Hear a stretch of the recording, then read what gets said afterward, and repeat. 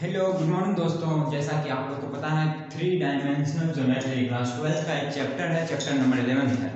इसको मैं 2 दिनों से लगभग पढ़ा रहा हूँ, जो कि आज मेरा तीसरा दिन है। ये तीसरा दिन में आज मैं पढ़ाने वाला हूँ डायरेक्शन कोसाइन के बारे में। ठीक है, डायरेक्शन कोसाइन डायरेक्शन रेशियो के बारे में पढ़ाऊंगा और उससे कुछ सवाल करवाऊंगा जिससे कि आपका 8.1 क्लियर हो जाएगा। ठीक है, तो देखिए आइए देखते हैं। सबसे पहले हमारा direction cosine of a vector. Direction cosine of vector में क्या होता है, इफ ए वेक्टर, देखिए क्या करते हैं हम पहले एक एक्स एक्सिस, वाई एक्सिस और जेड एक्सिस बनाते हैं। ठीक है, सबसे पहले क्या करते हैं, हम इसको जेड मान लेता हूं, इसको वाई और इसको एक्स। ठीक है, तो आइए शुरू करते हैं हम डायरेक्शन कोसाइन। डायरेक्शन कोसाइन का ये संकेत होता है हमारा, क्या होता है डायरेक्शन कोसाइन का संकेत डीसी, और फिर क्या होता है ऑफ ए वेक्टर। कह रहा है इफ ए वेक्टर आर, कोई एक आर वेक्टर है। देखिए ये जो है हमारा आर वेक्टर है, make an angle alpha beta gamma. यही ये जो आर वेक्टर हमारा क्या एक अल्फा एंगल बना रहा है, एक बीटा एंगल बना रहा है, कि गामा एंगल बना रहा है। ठीक है, विद द यूनिट वेक्टर आई जे के। क्या है, एक यूनिट वेक्टर से जुड़ा हुआ, किससे, I vector, J vector and K vector से। ठीक है, respectively then cos alpha, cos beta, cos gamma are called the direction cosine of vector. तो इसीलिए cos alpha, cos beta, cos gamma जो होगा हमारा क्या होगा, डायरेक्शन कोसाइन होगा। ठीक है, वेक्टर का डायरेक्शन कोसाइन होगा। The vector y are usually denoted by lmn। Vector y जो है, यानी कि वेक्टर y जो है यूजली डिनोटेड बाय lmn का कहने का मतलब हुआ कि 10 l बराबर होगा cos अल्फा, m बराबर cos बीटा, n बराबर cos गामा। ठीक है, वेयर l जो होगा यानी कि डायरेक्शन कोसाइन जो है इसको मैंने l और m माना है, उसको क्या बनाएंगे, l बराबर cos अल्फा, m बराबर cos बीटा, n बराबर cos गामा। ठीक है, वेयर 0 से बड़ा होना चाहिए अल्फा बीटा गामा, लेकिन 180 डिग्री से कम। पाई का मान कितना होता है, 180 डिग्री से कम, या 0 या फिर 180 डिग्री के बीच में होना चाहिए। ठीक है, इतना समझ में आ गया। अब जब इतना समझ में आ गया तो आगे हम लोग बढ़ेंगे। जल्दी से आप फटाफट से नोट कर लीजिए, फटाफट, ज़्यादा वक्त नहीं देंगे और नोट कीजिए फटाफट। अब नेक्स्ट बढ़ते हैं हम। अभी हमने क्या पढ़ा, डायरेक्शन कोसाइन के बारे में पढ़ा। ठीक है, डायरेक्शन कोसाइन को क्या मानते हैं, एल एम एन। एल बराबर क्या होता है कॉस अल्फा, एम बराबर क्या होता है कॉस बीटा, एन बराबर क्या होता है कॉस गामा। ठीक है, इस तरह से हम लोग डायरेक्शन कोसाइन के बारे में पढ़े। अब हम पढ़ते हैं डायरेक्शन रेशियो के बारे में। डायरेक्शन रेशियो जिसको हम दर्शाते हैं डी आर से, ठीक है, of vector. If L M N be the direction ratio of a vector and if A ratio B ratio C equal to L ratio M ratio N। ठीक है, then A B C are called its direction ratio. इसमें क्या हो गया हमारा, A B C जो गया वो हो गया डायरेक्शन रेशियो। ठीक है, A B C जब डायरेक्शन रेशियो हो गया तो नोट में देखिए क्या लिखे हम, if L M N B the direction cosine.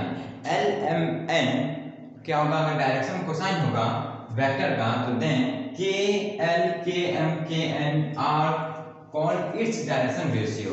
जब हम किसी भी क्या करेंगे, किसी भी डायरेक्शन कोसाइन को किसी कांस्टेंट से मल्टीप्लाई करेंगे तो क्या बन जाएगा, डायरेक्शन रेशियो। ठीक है, नेक्स्ट क्या है, if A B C be the direction ratio. A B C क्या, देखो यहाँ पे एल एम एन क्या है, डायरेक्शन कोसाइन है। ठीक है, यहाँ पे क्या है, ए बी सी क्या है, डायरेक्शन रेशियो है of vector, then K A K B K C are को also called its direction ratio. Then के बराबर नोट 0, यहाँ पे क्या है, के बराबर नोट 0। ठीक है, इसका मतलब हुआ कि अगर हम किसी डायरेक्शन रेशियो में कोई कांस्टेंट से मल्टीप्लाई करते हैं तो आल्सो वही क्या होगा, वो डायरेक्शन रेशियो ही रहेगा, वो कुछ में चेंज नहीं करेगा। जैसे कि यहाँ क्या हुआ, L M N direction ratio था, एल एम एन क्या था, डायरेक्शन कोसाइन था, उसको मैंने क्या किया, एक कांस्टेंट के से मल्टीप्लाई कर दिया तो क्या बन गया हमारा, डायरेक्शन रेशियो बन गया, डायरेक्शन रेशियो। उसी तरह कह रहा कि बच्चों तुम लोग उल्टा मत समझ लेना कि ए बी सी को जब हम एल एम एन या फिर कोई के कांस्टेंट से मल्टीप्लाई करेंगे तो वो भी डायरेक्शन रेशियो में, तो डायरेक्शन कोसाइन में चेंज होगा, लेकिन ऐसा नहीं होता। डायरेक्शन रेशियो में तो डायरेक्शन रेशियो ही में रहेगा। ठीक है, अब इसमें मैं बेस्ट कुछ सवाल दूंगा जो कि आप लोगों को फर्स्ट चूज करना नहीं है, पहले मैं एक दो बनाऊंगा, उसके बाद आप लोग को एक दो CW दूंगा और फिर NCERT का 8.1 कहूँगा आपको कंप्लीट बनाने के लिए, ठीक है। तो आप इसे फटाफट नोट कर लीजिए। तो आइए मैं उसी पे बेस्ड एक सवाल दिया हूँ, क्या है, if A line make angle 90 degree 60 degree 30 degree with positive direction of x, y and z axis respectively, find its direction ratio। हमको क्या निकालना है, डायरेक्शन कोसाइन निकालना, ठीक है। डायरेक्शन कोसाइन निकालने के लिए क्या कहते हैं हम, सॉल्यूशन। सबसे पहले करना है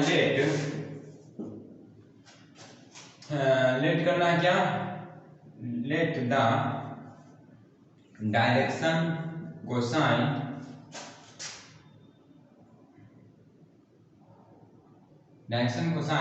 L M N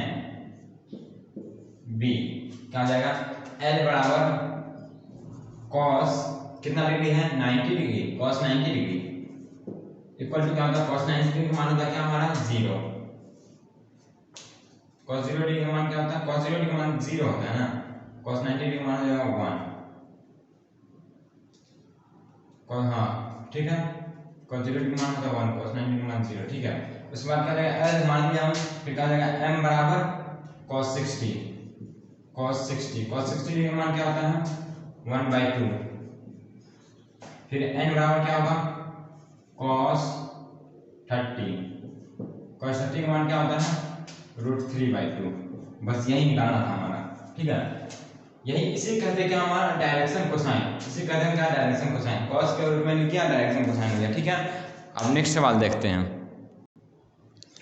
तो दोस्तों आगे बढ़ते हैं हम डायरेक्शन कोसाइन के साथ। क्या है पहला क्वेश्चन, इफ ए लाइन, नहीं यहाँ question, if A line has direction ratio क्या दिया हमारा 2 -1 -2 determine its direction cosine.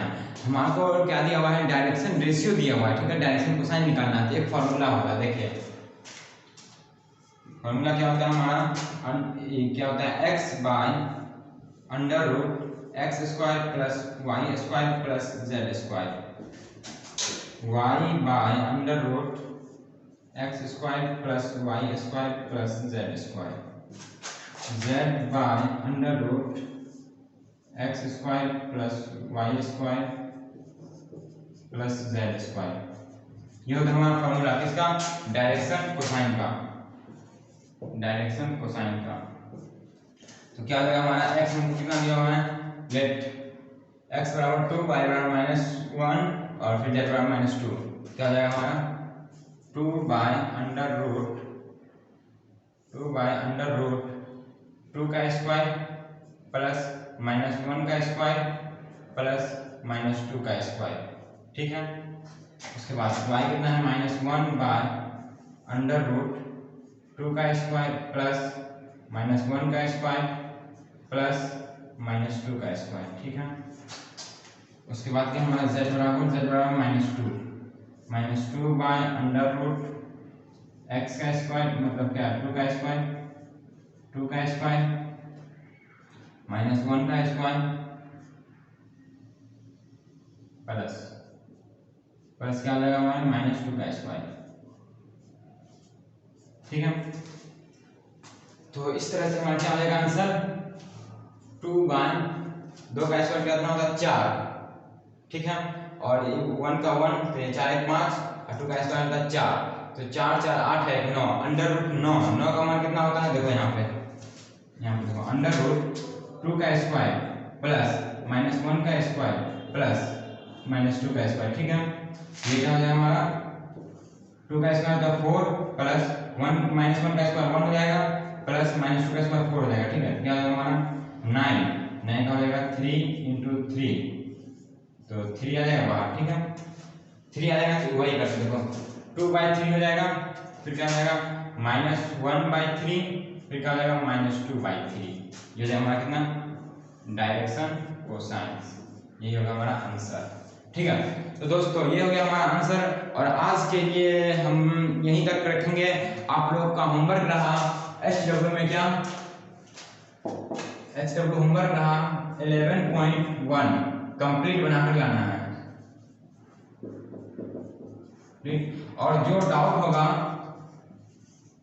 Comment section में बताना है। कमेंट सेक्शन में कमेंट करके बताना है कि सर 8.1 का क्वेश्चन नंबर इतना, क्वेश्चन नंबर इतना में डाउट है, हमें क्लियर कर दीजिए, ठीक है। तो आप लोग जरूर बनाइएगा 11.1 और उसमें जो डाउट हो कमेंट सेक्शन में जरूर लिखिएगा। Thank you. आज के लिए बस इतना ही।